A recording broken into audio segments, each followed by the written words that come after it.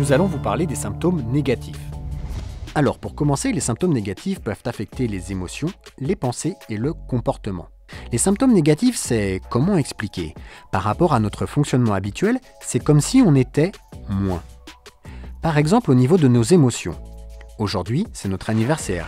Il y a la famille et les amis, mais au final, si d'habitude pour un tel événement on est super content, aujourd'hui on ne ressent pas cette joie de manière aussi forte. Globalement, on ressent moins d'émotions différentes et les émotions ressenties sont moins intenses qu'avant. On a moins de plaisir, on se rapproche d'un état de neutralité émotionnelle qui est généralement assez désagréable. Au niveau des pensées et de notre discours, c'est pareil, on va être moins. On va utiliser un vocabulaire moins varié, nos phrases vont être moins longues, moins complexes, moins informatives que d'habitude.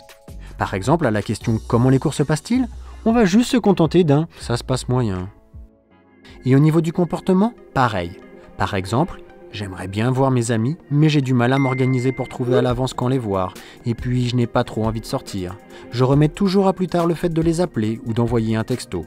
On va d'une manière générale être moins motivé pour entreprendre et planifier nos actions, et donc avoir moins de relations sociales et moins d'activités. Mais attention, il ne faut pas croire que ceci est de la flemme. Ce sont de véritables symptômes qui peuvent s'installer progressivement, sans s'en rendre compte, et qui affectent notre qualité de vie.